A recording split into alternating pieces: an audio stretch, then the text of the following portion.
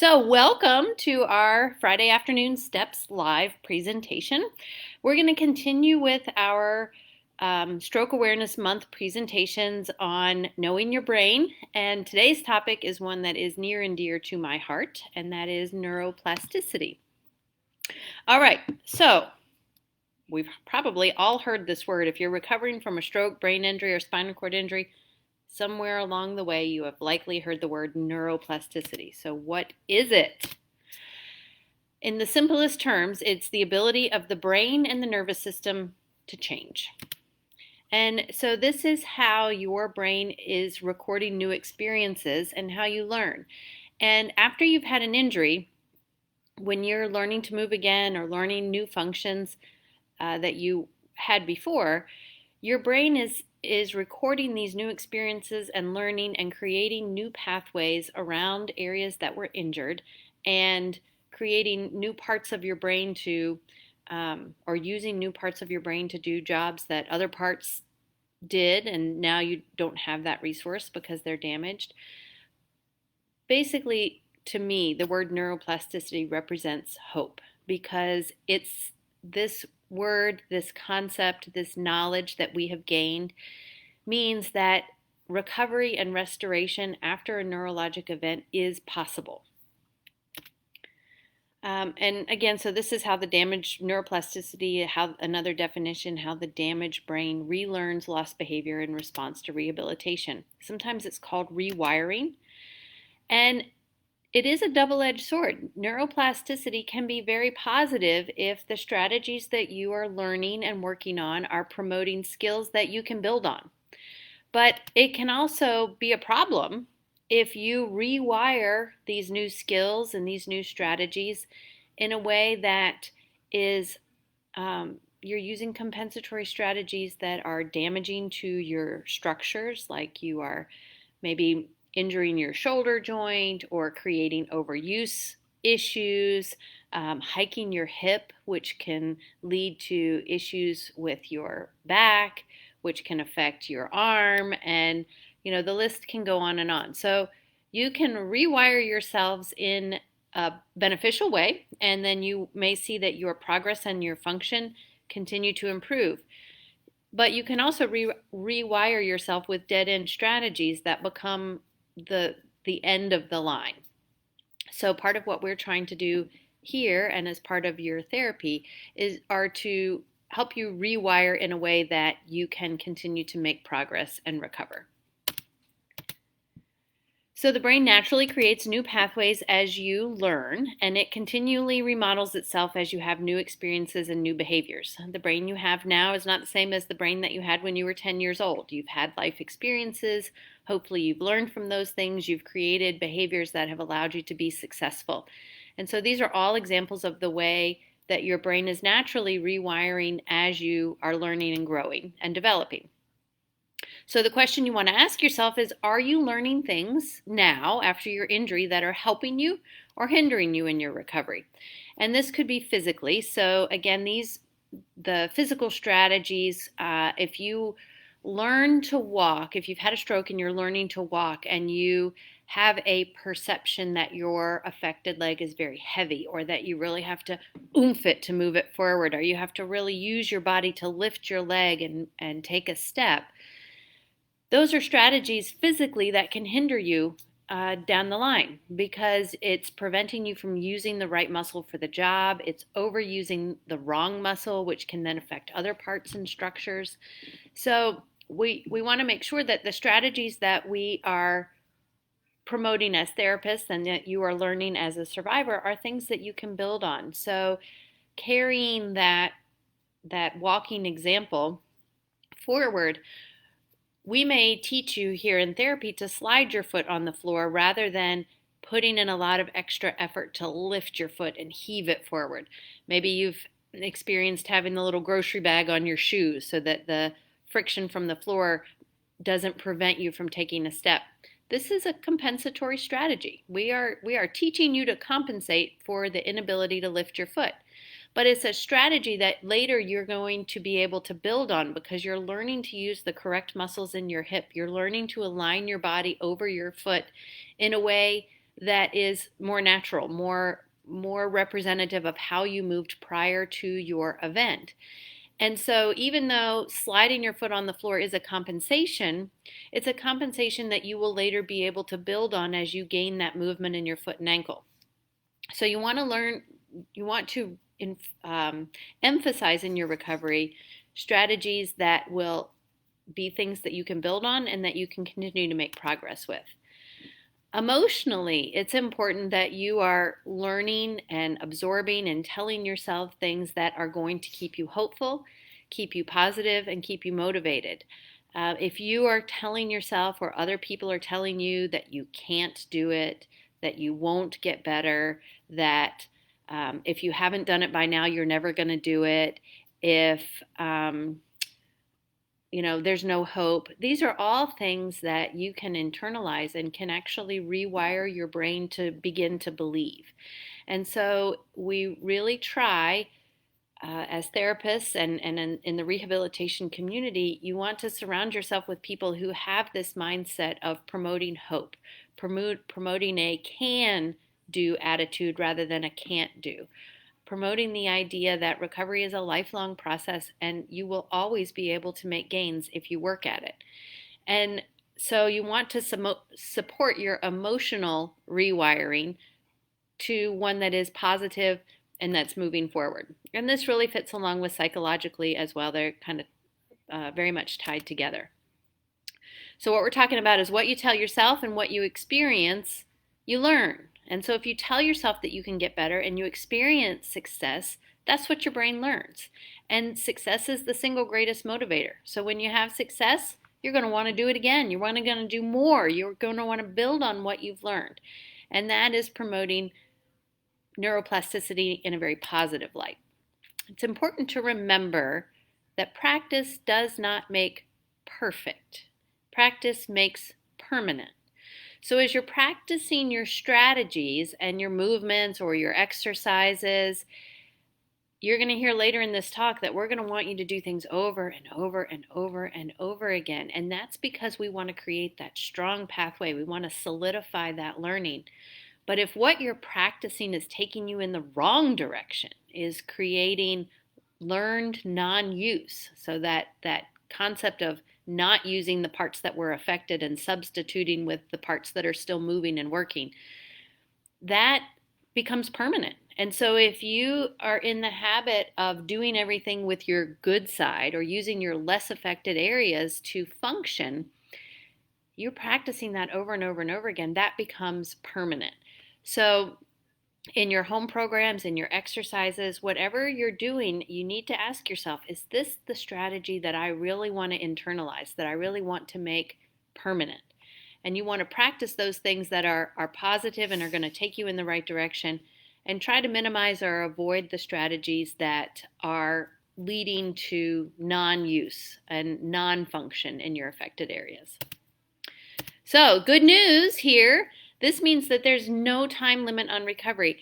I know that probably as in your recovery, someone at some time has said, if you haven't gotten it back in the first, pick your time frame, 3 months, 6 years, 1 year, 5 years, whatever that time frame was, that means you're not ever going to get it back. And I'm here to tell you today that in my 20 years experience doing this, I can promise you that that is absolutely not true. Your brain does not have a switch that says after a certain number of days or months or years that go by that all progress ceases. You always have the potential to change, but you have to challenge yourself and you have to continue to learn and have new experiences. This is what causes that change in your brain. This is what promotes neuroplasticity, and that never expires. So you always have the potential to improve. You always have the potential to gain new skills, new movements, new functions. You never lose that capability until the time that you take your last breath. So that's great news for us in the recovery business, because it doesn't matter if your stroke was a day ago, a year ago, 10 years ago, there is still the potential to improve. All right. We talked a little bit about compensatory strategies, but let's touch on this subject a little bit more. Compensation's good or compensation's bad? Well, it's normal in response to brain damage or spinal cord injury to develop compensatory behavioral strategies in order to function. If you can't eat with your right hand and you are right-handed, you have to eat. So you're going to figure out how to eat with your left hand. This is normal. Initially, compensatory strategies can help with regaining some level of independence. So if you're right-handed and you can't move your right hand, and your choice is either to eat with your left hand or have someone feed you, many people are going to opt to learn to eat with their left hand so that they can have the dignity and the independence to feed themselves. Fine, that's great. But most of the time, those are things you can teach yourself. You figure it out on your own. That's not the rehab professional's job to really spend a lot of time teaching you these things. You're going to figure them out. Now, sometimes these strategies get in the way of recovery. Sometimes they help, sometimes they don't. So when you form habits, I know one of the habits that happens a lot of time when you are in the rehab hospital, and there's a very good reason for this. They do this for safety. But a lot of times in the rehab hospital, people are taught to push up with their less affected arm or reach back for the chair before you sit down. Now, I am all for checking to make sure the chair's there, making sure it's locked, that it's not going to move. But this habit of reaching back for the chair as you move along the continuum and start to have a little bit more movement and control, that habit creates a strategy of biasing your weight toward one side. And so you tend to use one side of your body more than the other. And so the strategy that in the beginning was very important for safety becomes a strategy that we have to undo as you get a little bit better so that you have the opportunity to use your more affected areas. Now, I am not saying to everyone, go out and stop reaching for the chair before you sit down. But I recognize as a rehab professional that this strategy at a certain point in your recovery actually becomes a hindrance because it's a habit, it's a way of moving. And so we have to undo that a little bit. Another way that habits can get in the way of recovery is when you adopt the philosophy that it's just easier to do it my way. I know that I'm supposed to scoot to the edge of the chair and align myself in the middle and push through both legs to stand up, but it's just easier to use my arm and push up using my less affected side. Sure, it's easier today, but that's a short-term strategy that's going to get in the way of your long-term recovery. And so there's nothing about rehabilitation that's particularly easy. It takes time, it takes attention, it takes effort. And so in order to take this compensatory strategy and change it into something that is helpful, it's going to take more time. You're going to have to think about it more. You're going to have to put in more effort because you're right. Today it is easier to do it your way. But down the road, we want to give you more options for movement so that you're not only limited to one strategy. And finally, use it or lose it. When you adopt habits and strategies that promote using your less affected areas, when you lean to your less affected side to push to get out of that chair, you're using the areas that already work, which means that's the part of your brain that's getting blood flow. That's the part of your brain that's being stimulated. And the part of your brain that controls your more affected areas is not getting stimulated. It's not getting blood flow. It's not recovering. So you have to use your affected areas or risk losing the ability to do it. Now, it's easier said than done. I get that. But that's the goal that we're working toward. That's the underlying philosophy of everything that we do in neurologic rehabilitation is how are we going to get you to use these parts of your body, these parts of your language, these parts of your cognition that aren't working like they used to. We want you to use it so that you do not lose it. I want to talk a little bit now about some more scientific principles, and this is not my work. I am going to be introducing some things from an article that I've cited here at the bottom. And there are, in the article, I believe there are 10 principles. I'm not going to talk about all 10, but I'm going to talk about some of them that you may be able to relate to. When I post this presentation up on the stepsforrecovery.com website, I will also post this article. So if you're interested in reading something a little bit more scientific or a little bit more in depth, you'll have the opportunity to reference this article specifically through our website. By the way, if you haven't been there, stepsforrecovery.com, go to the Our Services tab, and the very bottom option is Steps Live. And you can go there and you'll see all of the videos that we have presented so far in the Steps Live series, along with any resources that were presented, except for Falls, because I'm still working on it, the one that I did last Friday. But it's going to be amazing when it gets up there. Okay, so first principle that we want to talk about in neuroplasticity, we've already talked about it. Use it or lose it. Whatever is moving more gets the greatest representation on the brain. So if your right arm is working and your left arm isn't, and you do everything with your right arm, the right arm part of your brain is getting stimulated. It's getting blood flow. It's getting more activity. And then the part of your brain that controls your left arm, you're not using it. It's not moving. Less blood flow, less activity, less neuroplasticity, less recovery. Or neuroplasticity in the wrong direction, because the change is going toward the side that you're already moving. So use it or lose it. If you're not moving in the affected area, your brain function can decrease. So talk about being in a hole and getting put in a bigger one. Use it and improve it. And so this speaks to the fact that practice doesn't make perfect. Only perfect practice makes perfect. So practice is important, and the more you practice a movement, the more the brain recognizes the movement and the easier it becomes. So you want to practice in such a way that you are promoting normal movement and normal function of the muscles and the parts that are moving, and you want to do it a lot. And you want to make the movements bigger, and you want to make them more varied and more functional. So the more that you do this, the more that your brain will reorganize and the easier things become. Specificity is important. This is like it sounds, specific. So learning or skill acquisition rather than just use is required to produce a significant change in the brain. So if you want to improve your ability to reach with your arm, just sitting in a chair and trying to lift your arm is going to perhaps induce some change, but linking that reach to something functional, reaching for your toothbrush, reaching for the remote control, reaching for a glass of water, that specificity of training is going to help to make the change more pronounced. So you want to learn a movement, but then you want to use that movement in a skilled activity. Now, I'm a physical therapist, so most of my examples so far, and probably for the rest of the presentation, kind of focus around movement.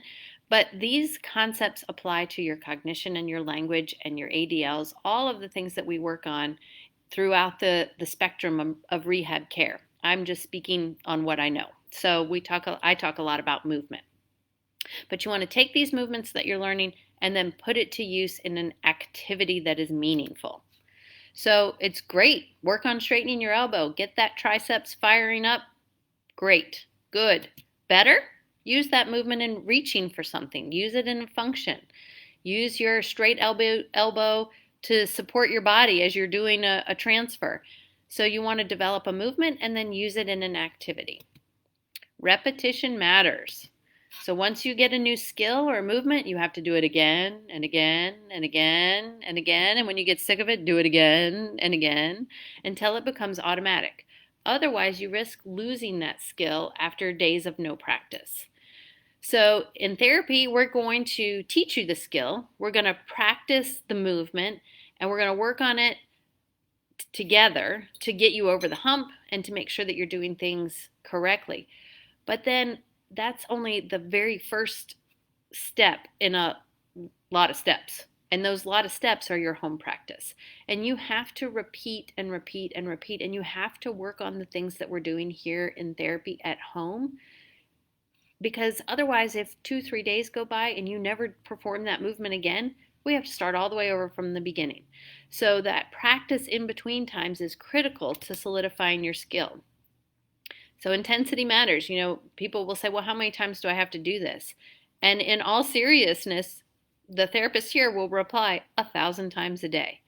And we really mean 1,000 times a day. If you want to make something permanent, if you want to really make a movement useful and a part of you, you have to do it a lot. 3 times 10 is not going to cut it. So intensity does matter. And most importantly is as you're developing skills, you want to use them functionally. Makes it meaningful. Okay, time. Here we go, back to the old 6 months, you're not going to get any better. So we know that results may be greatest when the therapy happens close to the event. All the research says if you have early access to rehabilitation, early access to skilled therapy, you will see the greatest changes. And of course, when you are starting from nothing, when you can't even sit up or hold your head up, those first 3 months, you really do see a lot of changes. People are learning to sit up and transfer and stand and take their first steps. And so it seems like all this recovery is happening. Well, that's because every day is a new milestone. So as time goes on, you already have learned a lot of things. And so it seems like recovery slows down. Well, it can seem that way maybe because you're not reaching these big milestone events every 2 or 3 days. Once you can walk, kind of that big, oh, I took my first steps. Well, that was now back in your inpatient days. But that doesn't mean that the progress that you were making is any less valuable or any less important.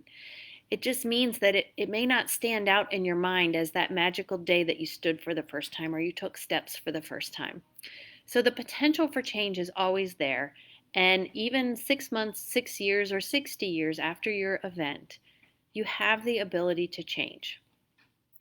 The other thing that happens early on is that when you're first developing these strategies to help you get by in the beginning, if those strategies become more permanent and you repeat them and repeat them and repeat them a lot over time, it becomes harder to undo that strategy. And so that's another reason why you may have heard that, well, if you haven't gotten it back in a year, or if your stroke was 5 years ago, you're really not going to change anything. That's not true. It's still possible to change, but it's a lot more work because you have to have a lot more undoing of strategies that have limited you and gotten in your way. And then you have to learn the new ones. And there's a lot more as time goes on. It's a lot easier to fall in that trap of saying, well, my way's easier or my way's faster. And so this is why it can be more difficult many years after a stroke to see changes or to see progress. It's not that you don't have the potential or the capacity to change.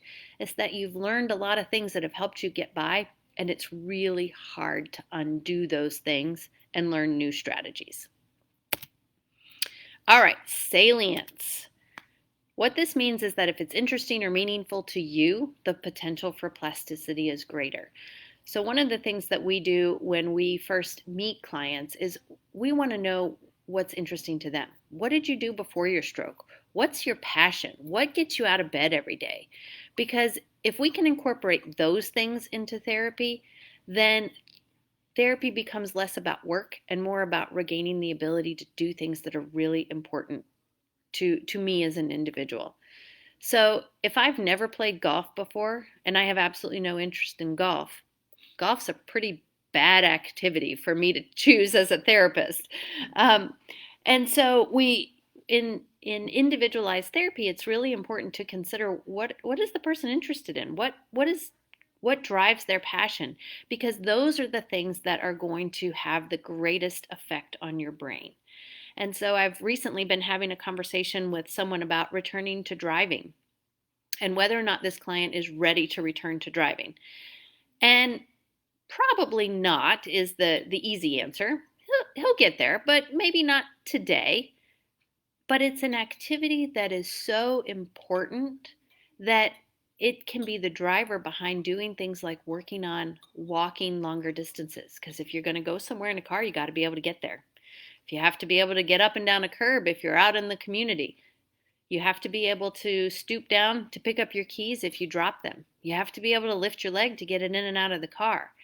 And so while, maybe getting in the car and driving down the road is not something we're going to do today, it's important and it's meaningful. And so it can be a driver of really wanting to work on the things in therapy that are going going to help attain that goal.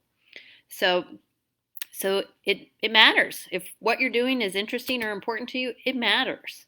So you want to work with your therapist to fit whatever you're practicing into your life, into the things that are important to you.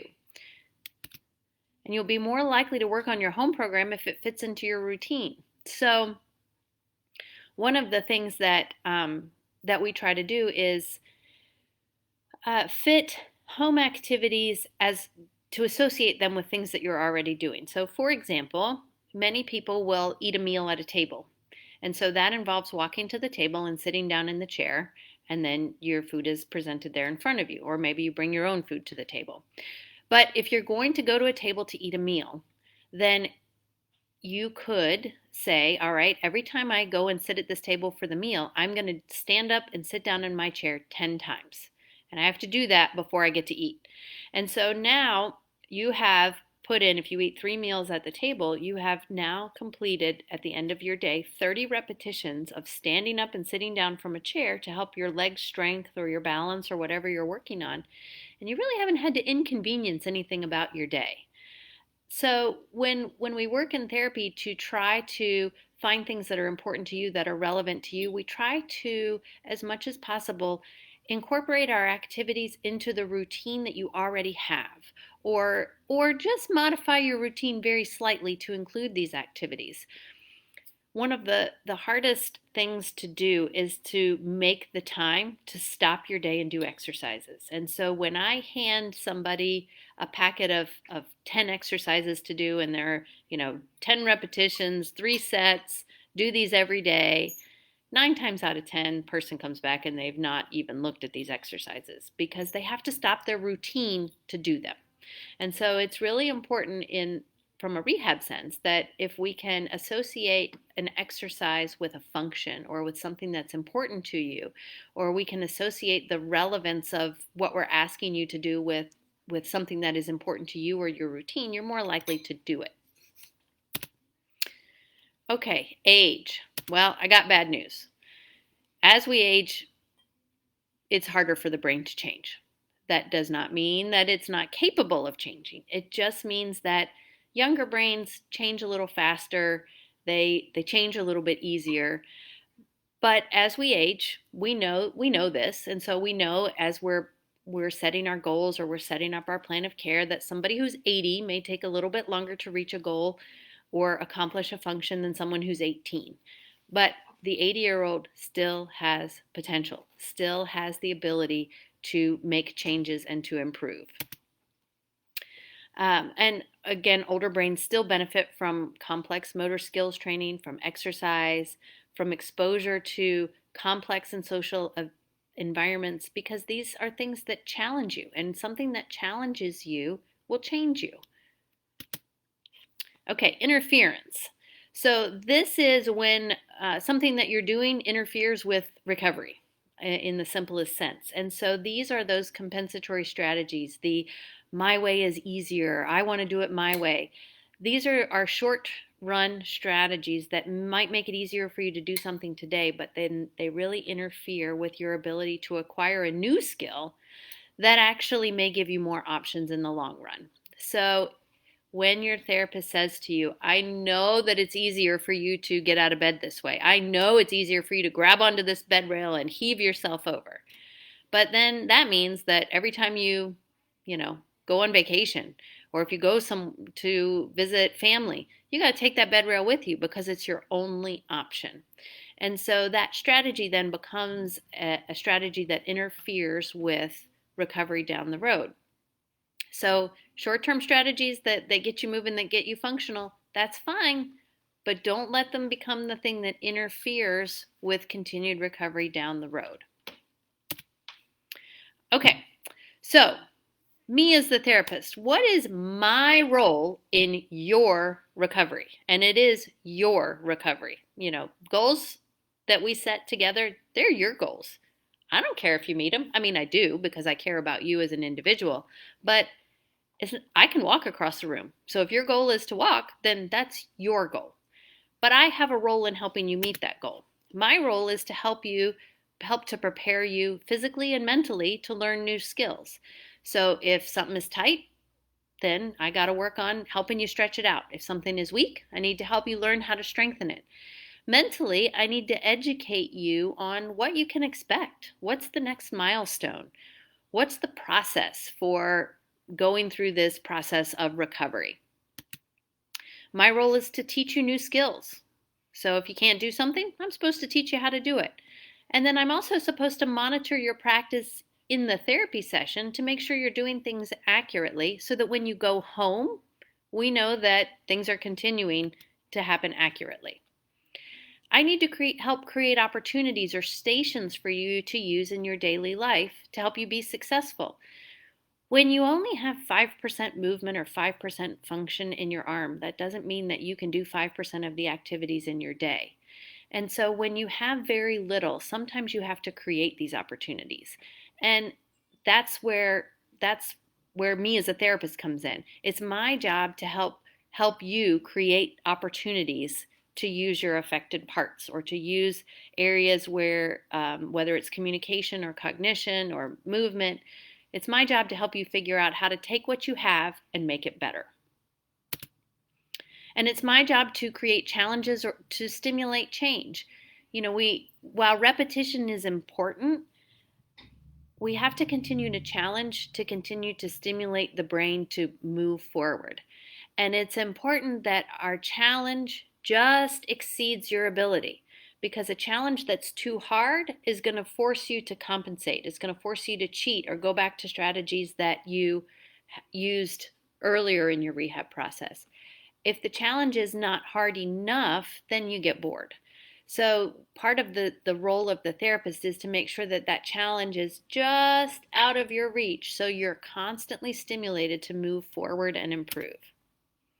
And it's my job to provide variety in your training so that when you learn a movement or you learn a function, you learn how to do it in a lot of different environments. So if you're working on walking, it's my job to make sure that you can walk not only on the clinic floor, but on the sidewalk, out and on the driveway out to get to your car, on your gravel driveway at home, across the grass, on the beach for when you go on vacation, or on any other surface that you may come in contact with. So it's not enough to be able to put one foot in front of the other. You need to be able to adapt your skills and adapt your function so that you can function in many different environments, not just the very structured ones that happen in the therapy clinic. Now, your role. Hey, these are important because it is, in the end, your recovery.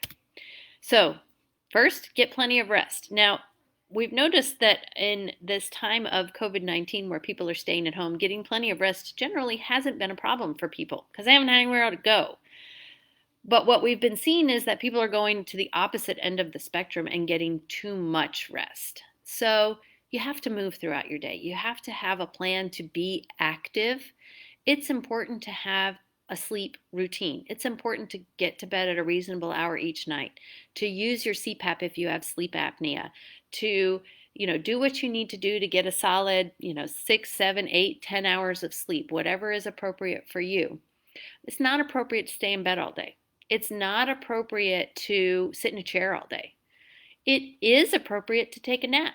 So if you've gotten out of bed at 8 in the morning, you've gotten dressed, you've had breakfast, you've gone on a walk, you've done some of your therapy activities, maybe you've worked on some cognitive skills, you've had lunch, and about 1 o'clock you say to yourself, man, I really feel like I could use a rest.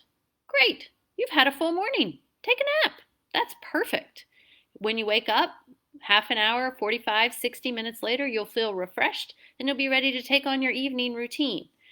But if you sit in a chair all day or you sleep all day or you're in bed for 12, 14, 16 hours out of a 24-hour day, you're going to feel exhausted. So while it is important to get plenty of rest, especially now in this time where people are staying home and maybe you're not as active, you also have to have plenty of activity in your day, both mental and physical. You want to ensure adequate and good nutrition and drink plenty of water. Plenty of water. And I'll say it again for the people in the back, water. Coffee, soda, caffeinated tea, these are not acceptable replacements for water. Your brain, your muscles, your tissues need hydration in order to function correctly. Your heart. So it is really important that you drink plenty of water throughout your day. And, my mom tells me, I drink lots of water. And I said, when do you drink water? Well, when I take my medicine. I said, do you drink more than the one sip that you take to get the pills down? Or the one sip after you've brushed your teeth? So this is a problem or a challenge that I face in my own life and in my family's life of trying to ensure plenty of water. And I think a rule of thumb is you take your body weight and divide it in half, and that's the number of ounces of water you should drink in a day. So if you weigh 150 pounds, you divide it in half, 75. You should drink 75 ounces of water a day. And so I definitely encourage people have a water bottle. And many of you who have met me here in the clinic have heard my strategy, which I stole from a former patient, which is on your water bottle, have 4 rubber bands. So if you have a 20-ounce water bottle and you need to drink 80 ounces in a day, you have 4 water bottles or 4 rubber bands because you need to drink that 20-ounce water bottle 4 times to get your 80 ounces in a day. So you start your day with all of your rubber bands at the top of your water bottle. You fill your water bottle up with water. When you get the water bottle down to the bottom, you take 1 rubber band, you move it from the top to the bottom, and you fill your water bottle up with water again.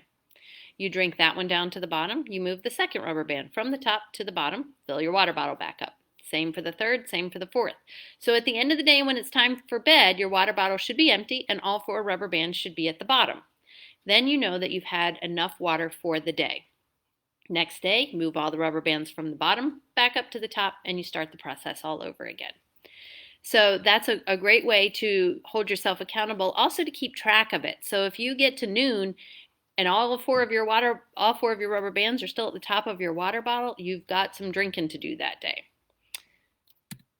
All right, find your passion and pursue it. Okay, experience drives change. Experience drives neuroplasticity. Experience drives healing. So you got to do something. You need to have a reason to put in all of this work in your recovery. Maybe your reason is because you want to walk your daughter down the aisle at her wedding. Maybe your reason is because you want to play with your grandchildren. Maybe your reason is because you want to go back to work and provide for your family. Maybe your reason is because you're an artist and it makes you feel good and it gives you hope and makes you happy to paint. Whatever your passion is, use it as part of your recovery, and you may see your results and your improvements happening faster because you have investment in what you're doing. And set specific goals with progress milestones. So many times when people come in and we say, well, why are you here? What do you want to do? Well, I want to be better. I want to walk better. I just want to see what you can do for me. Well, that's fine, but that's not really going to drive your recovery. The more specific your goal, the more specific your outcome may be. So if your goal, instead of just saying, well, I want to walk better, well, I want to walk my daughter down the aisle. And so in order to do that, I need to be able to stand in a tuxedo and dress shoes, and I need to be able to walk 60 feet down a carpet holding onto my daughter's arms in front of a crowd of 100 people. That's a very specific goal. And we can tailor the strategies to very specific things that are going to help you meet that goal. So the more specific your goal, the more specific the therapy that we can do to help you meet that goal, and the more specific your outcome. When we have specific goals like that, it's also very easy to set milestones that let you know that you're getting closer to that goal. When we have a goal of, I want to walk better, how do we know when we got there? What's better? At the end of a session, you walk better than you did when you came in. Did we meet the goal? So the more specific your goal, the more specific your outcome is likely to be. And then, of course, practice, practice, practice. Thousands of repetitions all the time, every day, practice.